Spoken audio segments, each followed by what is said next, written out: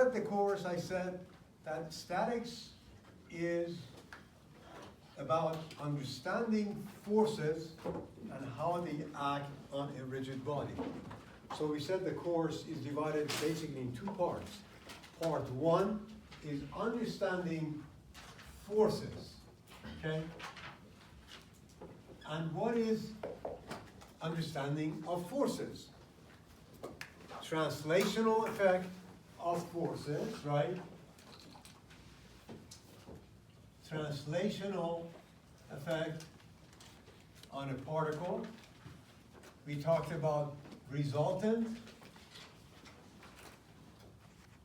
right? And equilibrium of a particle, okay? But most importantly, we learned how to mathematically set up a vector equation that describes the force, right? And basically, resultant is summation of these vectors, right? So we talked about forces as far as their translational effect is concerned, and then rotational effect, which is moment. And we looked at moment of forces in three-dimensional space, okay? And as I said, you either are interested in finding the moment of a force about a point or about an axis. So we've looked at both of them. So we have a good understanding of moment of a force in 3D space, and then in 2D, since in 2D, we know that the outcome of that vector product is always perpendicular to the 2D plane. All we cared about was the direction. So in other words, all we need to know in 2D was the magnitude of the force times the magnitude of the vertical distance between the point and the force, and the direction is either clockwise or counterclockwise. So what we have discussed so far, okay, was meant to give you a good background about forces, how to represent the force, what the action of the force is, how to find the resultant of a system of forces, and find the rotational effect. So by now we have established a good understanding about forces, and from this point on, now we want to look at the effect of forces on rigid bodies. In order to do that, we need to introduce a very simple yet important concept that is really the building block between what we have learned and the application to studying rigid body equilibrium, okay? And that simple concept is understanding a system of forces called couples. A very special class of forces, but understanding of this concept leads to establishing, in fact, three important concepts that are the building block for rigid body equilibrium. So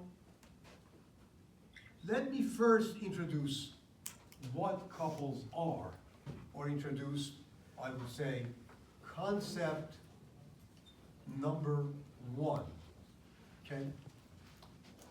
A coupled system consists of two forces, okay, that these forces are parallel to each other. They are equal in magnitude, but opposite in direction. And these forces lie in the same plane. In other words, if you have two forces that are acting on the same plane, they are opposite in each other in terms of in terms of direction, equal in magnitude, okay? They form a system of forces that we call this a coupled system. But what's the big deal about these two forces, right? If you look carefully, since these forces are in the same plane, they're equal in magnitude and opposite in direction, we know that forces do two things. They have two functions. One is translational effect, right? Translational effect can be determined by finding the resultant of these forces, right? Resultant is a single force that shows in what direction these forces are going to move the object. But if you look at these two, what is the resultant of these two forces? Zero. Because no matter what direction, what coordinate system you look at, sum of these two is always zero. Whether you consider a coordinate axis system like this or like this, doesn't matter.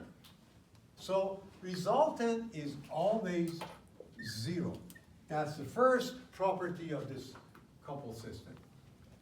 Let's look at the rotational effect, okay? Rotational effect is defined by finding the moment of these forces about any point, right? So we want to know what moment these forces generate, say, about any arbitrary point on the plane of these two forces. So this is what I will do. I will look at these forces, okay? Force F, okay? And I want to know if these are acting on an object, and you want to find the moment of these forces about, say, that point O, how much is that moment? Okay? So we know how to do it, right? In order to find the moment of these two forces, we need to find the moment of each and then add them up. So for the sake of mathematical derivation, let me label this as F1, this one as F2, and we know that the magnitude of F1 is equal to the magnitude of F2, which is that common value F, right? So in order to find a moment of F1 about point O, all I need to do just establish a position vector R1, right? And if I want to find a moment of F2 about point O, all I need is to draw a position vector R2. So the moment of these two combined, right, would be the moment of the first one, which is R1 cross F, right, plus, or F1, plus the R2 cross F2. But we know these F1 and F2 are equal in magnitude, opposite in direction. So F1 is negative of F2 or whatever. So I can rewrite this like this. R1 cross F plus R2 cross negative F, right? This is a vector equation, so these two can be added. If you take the negative out, can be written as R1 minus R2 cross F, which is very interesting, because if you look at R1, R2 minus R2 is this vector. This is R1 minus R2, which I'm going to call that R. In other words, I started by finding the moment of each force separately about this point O and add them up, but it turns out, in order to find the moment of these two about that point O, all I have to do is this, is to find the moment of one of these about an arbitrary point along one of them, right? Which requires basically to draw a position vector like this and find the moment of that about this point. Yes? Wouldn't it matter which point you pick? Doesn't matter. This was just arbitrary, right? You remember the definition of moment. You want to find the moment of this about point O, you choose an arbitrary position vector, right? An arbitrary position vector. That's it. So, but the good thing, then the conclusion, if you look at it, is that going back again to definition, of vector product. What does that mean? The magnitude of this moment would be simply the magnitude of one of these forces times the vertical distance between these two.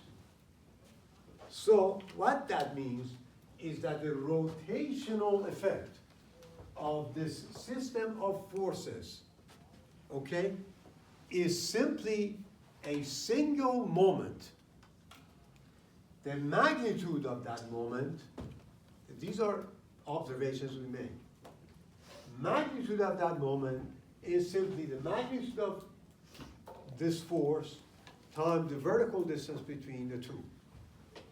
And we realize that no matter where this point is, the magnitude of this moment would be the same. That means, or we call this, for that reason, a free moment, meaning it does not matter where we put this couple, because as long as the distance is the same, these two forces are the same, no matter where you put them, the magnitude of the moment they generate is always F times V. This has nothing to do with the position of these two. In other words, if you have an object, you put this couple like this, okay, here, this couple will do exactly the same to this system that if you remove these, put them, say, here. Because these two mean just a moment, okay? And this moment, which represent these couples, is independent of the location of these two. We call this a free moment. But what is the direction of this moment? Very easy, right?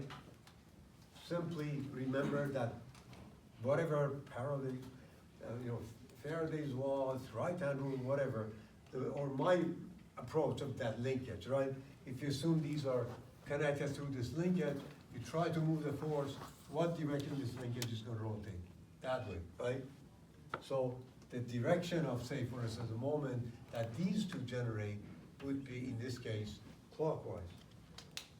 Since these couples only mean a free moment, so if you have several couples acting on a plane, right? Let's say you have a plane, some 2D object, and you have these couples, okay, that act on that plane, okay? We introduce the first concept based on this concept 1, okay?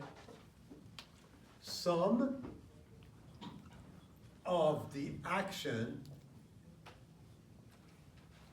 of several couples is a single moment whose value, okay, is the sum of each individual free moment. In other words, all you need to do, find the moment resulting from this couple, which would be something like this, moment this, which would be this, and the moment here, okay, add them all up, negative or positive. Just in this case, they're all negative. Some may be negative, some may be positive. Algebraically add them up, so you can replace all of these with a single moment, okay? That is the first concept, okay? And really one of the most important foundational concepts that we have basically we need to know, okay? So I call this concept number 2. So concept number 1 was simply the definition of a couple. Two parallel forces equal in magnitude, opposite in direction, and the outcome of their action is a single moment. Concept number 2 is if you have several couples, they can be added up and lead to a single moment. Yes, They all have to be on the same plane. they have to be the same plane to add them up, right? Okay, if it is in the space, we'll see that. Using same, Varignon's theorem, you can resolve them into their coordinate, components, and then look at it that way. We'll do both types of problems. Based on these two concepts, now we introduce yet the third concept, fundamental concept, that would be really the interface between force moments and what we are going to do in rigid body equilibrium. And this is concept number 3, which is built based on the definition of couples. Okay?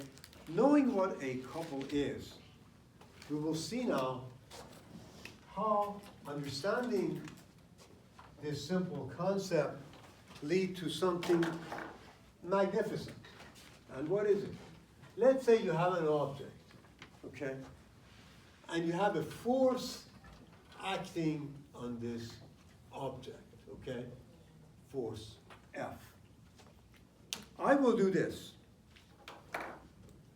I will consider an arbitrary point. So this is arbitrary point, okay? Okay. At that arbitrary point, I will draw a force equal to this, parallel to it, and the same direction. And then another force at the same point, okay, equal to that, parallel and the opposite direction. So if you look at what I have done, I have not added anything to this system, right? Because these two easily cancel each other, as if I had added a zero force here, right?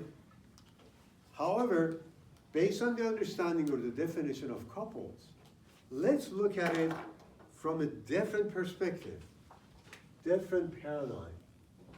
How about if I look at these two together, and then this as a separate force? These two form a couple. So what it means is I am allowed, or I am able to, given a force acting on a system, move that force to any arbitrary point that I want, as long as I pay a penalty.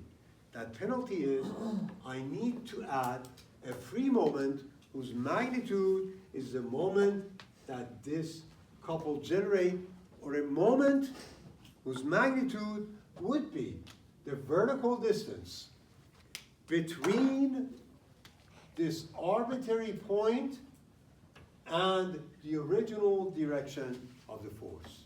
Because that's what that point is. We call this, in other words, let me do that now cleanly. So if you have an object, I can move that force to anywhere I want, okay? However, I need to add a moment. So if this was where the force was acting, I need to add a moment whose magnitude is, okay, this moment, magnitude is that F times D, where D is the distance from the new location, okay, to the original direction of the force. We call these equivalent systems. Or in other words, the action of this force, single force, on this object would be exactly the same as the action of these two combined will be. This has good applications. You know, just imagine you have attached a cable to this table trying to pull it. For whatever reasons, you don't like that sort of arrangement. You want to move that cable, which say exerts a force of 90 kilonewton, to this table, move it to somewhere else. You can simply disconnect this, move it with the same orientation to somewhere else, as long as you add a moment, that the magnitude of that moment is the moment that that force makes with respect to that point. That is the meaning of equivalent system, which comes very handy. Okay. Any questions? So what I'm going to do, I'm going to do quite a few problems, both today and on Friday, and maybe we'll review this further even on Monday, because as I said, this is a concept that really is the building block for studying rigid body equilibrium. Application of forces, moments, and equivalent systems, definition of equivalent system that leads to rigid body equilibrium. Okay, so no question?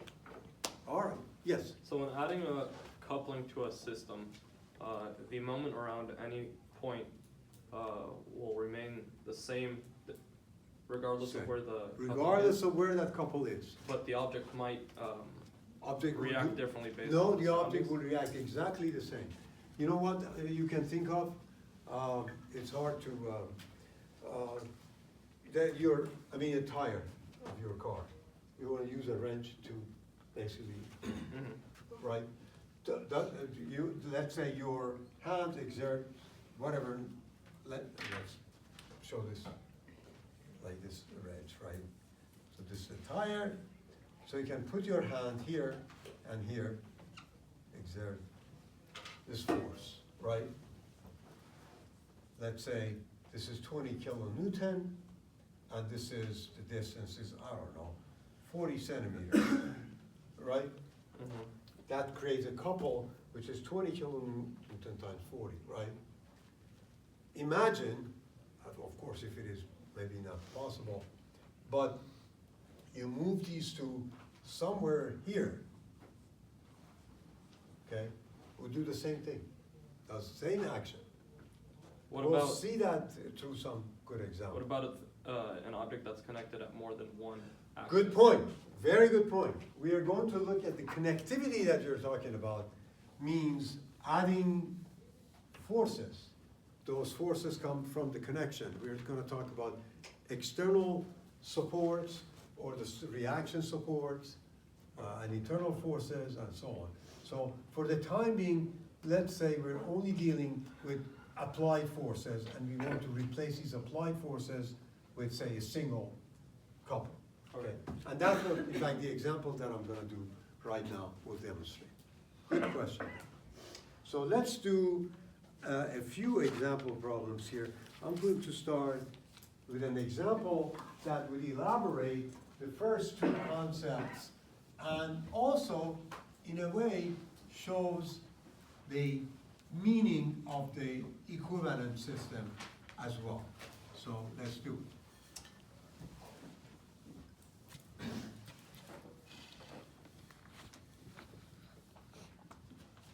Okay, let's say you have an object that looks like this.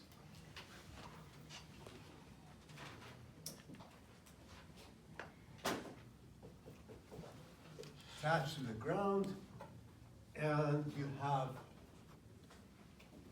a force of 150 pounds applied at an angle of 30 degrees to this point, say, C.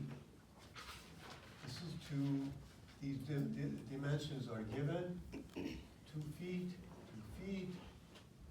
This is also 2 feet, 2 feet, and 2 feet. So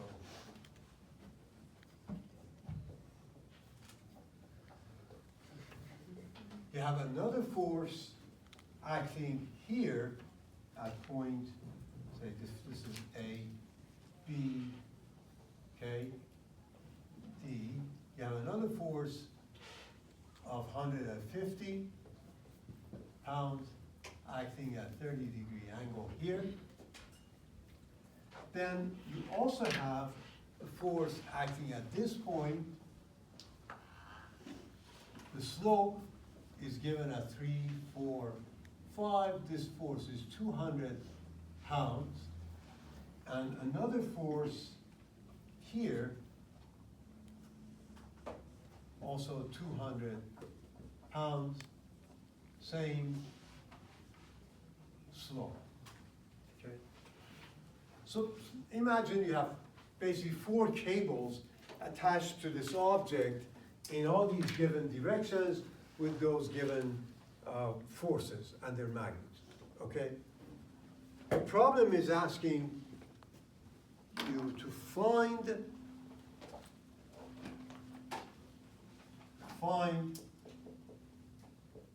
the total moment, okay, due to these forces.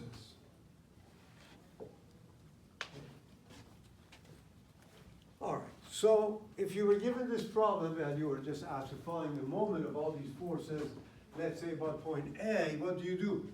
Just write the vector equation for each of these forces and then consider the point A, find a position vector from A to each one of these and find those moments and add them up, right? But you look at this and you realize that you do have just basically, instead of doing that cumbersome approach, you have 2 couple systems. One is this one that consists of these 2 forces, same orientation, magnitudes are the same, just opposite directions, and these 2, okay, that also form a couple. So based on the concept of couple, you know that each couple represents a single moment that is a free moment. So all you have to do, find that moment for each and add them up. And that will be total moment acting on this object, right? So I will start with the first one, okay, which is this 150. Remember Mr. Verignon, the good old guy, the clergyman who was a mathematician, right? Do you remember him? He taught us something really good. Don't forget that. That's very important. What did he say? He said, you can always replace a force with its components or the effect of the action of a force, whether it's a moment, whether a resultant, doesn't matter, whatever it is the same as the sum of the action of the components of that force. What that translates here is that if you have these couples, I can replace each one of them with their components along x and y. So this is 150 cosine 30. This is 150 sine 30. Same thing here for these 2 couples.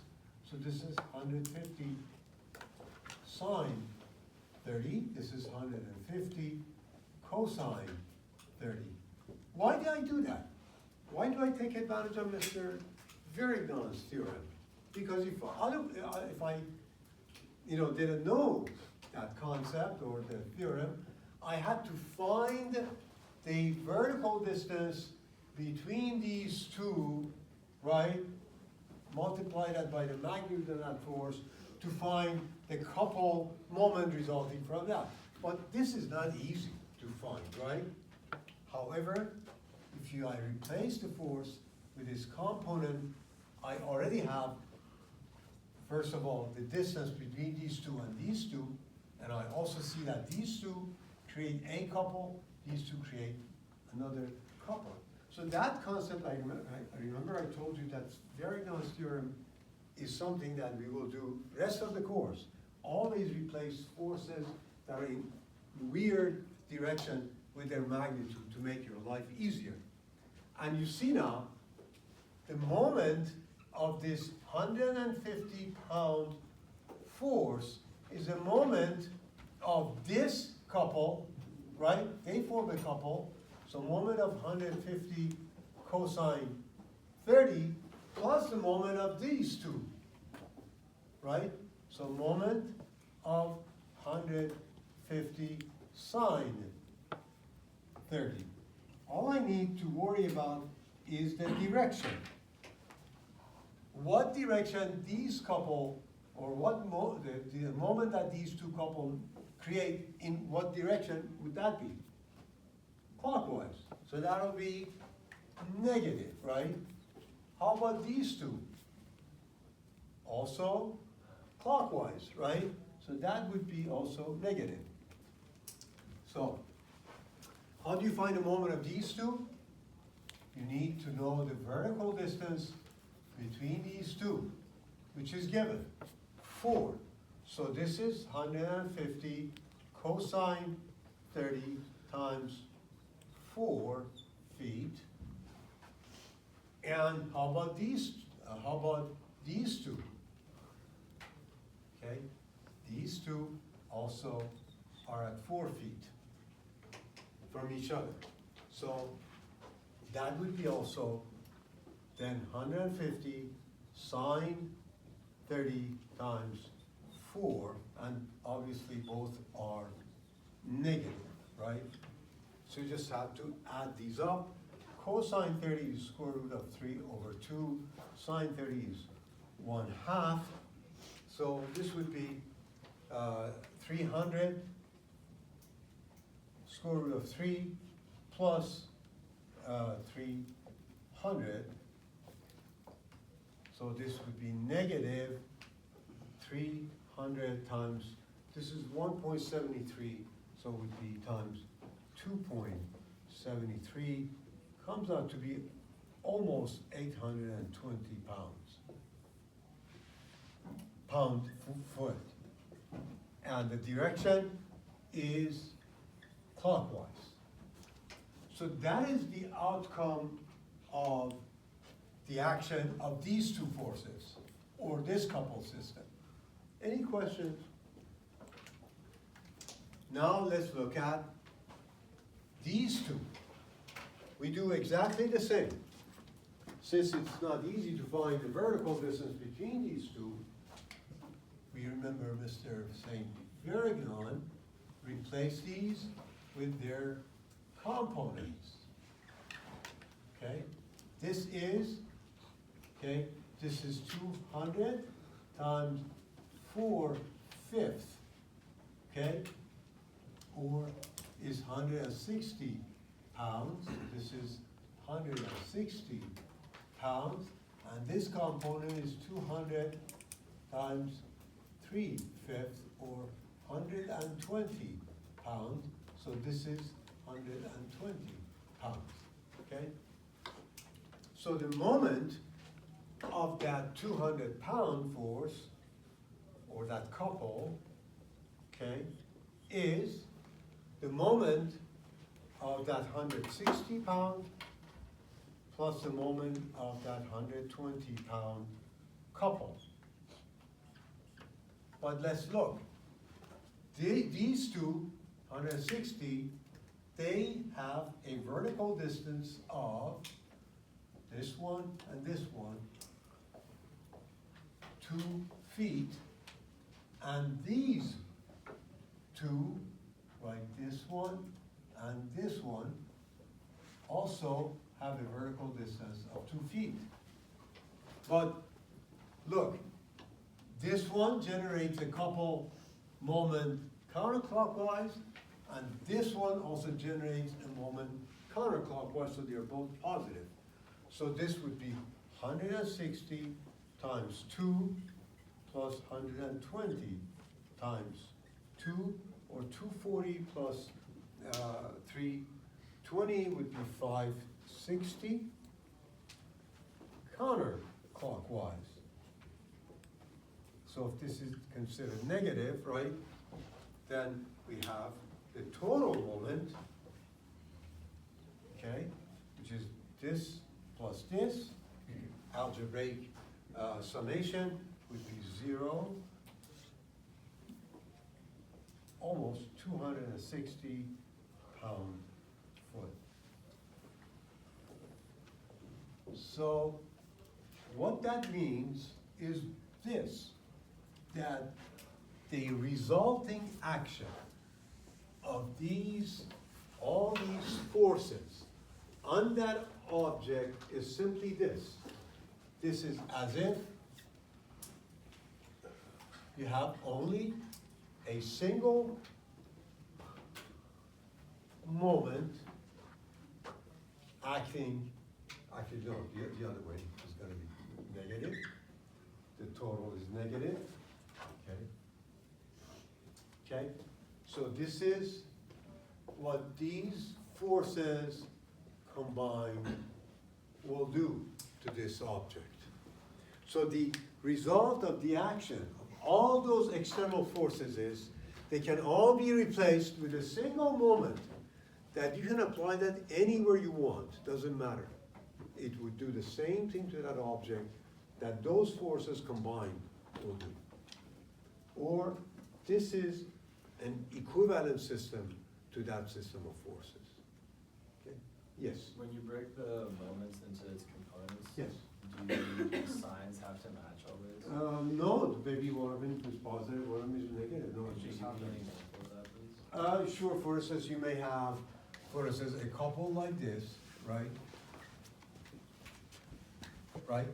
So maybe this is 20 pounds, the vertical distance between them is 2 feet, right? Then you may have another couple that you may have like this. So this may be 10 pounds, and this distance is like 30, or 3 feet, right? So this one would be generating a moment, that would be 20 times 2, 40, but that would be clockwise, right? 40-pound foot. This one is generating a moment that is 30, right? But it is counterclockwise, so when you want to add them up, would be subtraction of the two, I right? meant more along the lines of, just take one of the vectors of each component. So Mhm. like at 150, it would both cosine 30 and sine 30 Right. are both negative. Right. So it's either both negative or both positive, or? In this orientation, it happened to be that way, right? It happened to be that way. In other words, well, for these two, yes, that's the case. Because if you're, good point. So you have a couple, which consists of forces that are acting like this, right? Which means their moment would be counterclockwise. For each component would be also counterclockwise. That's what you're saying. Yes. Yes, that's correct. Yes. Would there be a situation where you'd want to actually try and directly find D instead of splitting it up, or are you always gonna wanna split it up into its components? It's easier. In fact, there is a problem that I'm gonna do next that is a very simple problem, but asks you first find it directly and then do it by component and compare the two. I'm gonna do that problem right now. So that, How do you tell for those kind of forces, like which direction it's going? Like complex. you mean Like just. for the couple? Like any random force, like, it's like, let's say, take it out like perpendicular. Right, for couples, you mean, Yeah, right? for- For couples, same as moment, and let me show you. That's how you determine the direction. Okay. For a couple,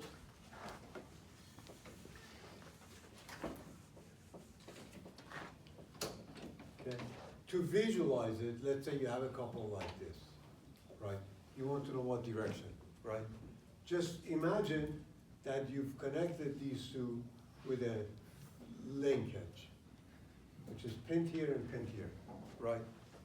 So if these forces move, what direction this linkage is gonna rotate? That way, right? That's the direction of the moment.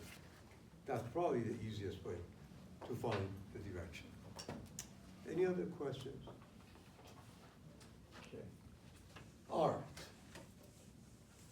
So let's do another problem.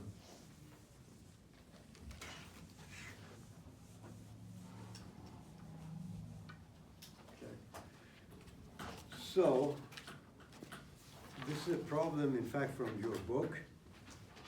Problem 374.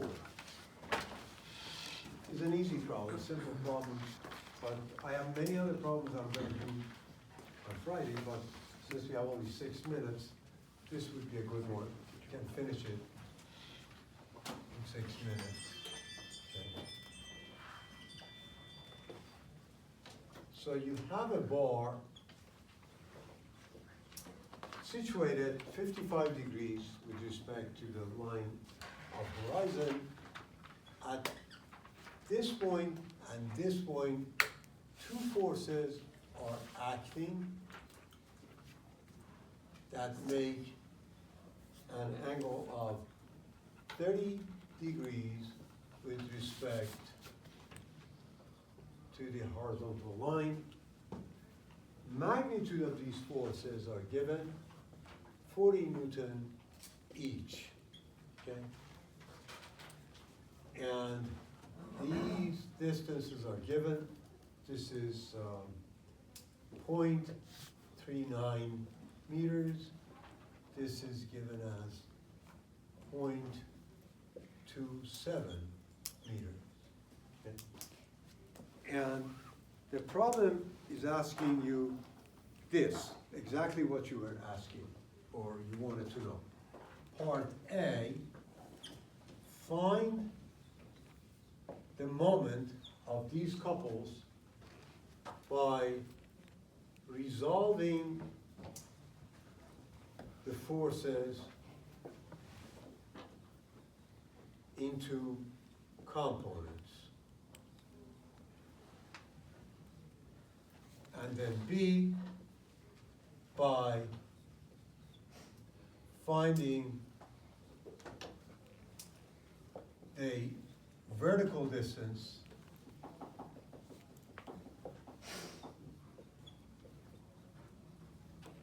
between the two forces, the original configuration. So part one, we will resolve these two into their components. That's what the problem states. In other words, we use Verigne's theorem, knowing that the action of these forces is the sum of the action of their components. We resolve them into their components. So this would be 40 cosine 30. This is 40 cosine 30. This would be 40 sine 30, and this would be 40 sine 30. And then we would immediately see that these two form a couple, right? And these two form a couple. Actually, in this case, going back to the question you had, the components ended up creating moments in opposite directions, right? So moment that these two generate would be the moment of 40 cosine 30 plus the moment of 40 sine 30, okay? But what is the distance that we need? For 40 cosine 30, these two, okay, this is the distance, right? I call this D1. What is that? How do you find these D1? If you look at this triangle, right, or this triangle, doesn't matter, you have this angle is 55, right? So this distance, vertical distance, would be, okay, if this is 40 cosine 30 times D1, D1 is that 0.27, right, sine of 55, right? And for this one, you have 40 sine 30, and the direction is clockwise, so this would be obviously negative. For these two would be counterclockwise, so it would be positive. This is times D2, which is this distance. Again, in the same triangle, D2 is 0.27 cosine of 55. So D2, which is 0.27 cosine of 55. if you substitute for these values and do the multiplication, you will see that you get the moment, the total moment, to be 6.19 Newton meter in clockwise direction, okay? So that's first approach. In the second case, it is asking you to find the magnitude of this moment directly by finding the vertical distance between these two. So let's see how we do that. So let me redraw this, okay? This is that, okay, 40 force, and this is also 30 degrees. We know, of course, this is 55 degrees. And what you need to find, okay, is what? You want to find this vertical distance between these two.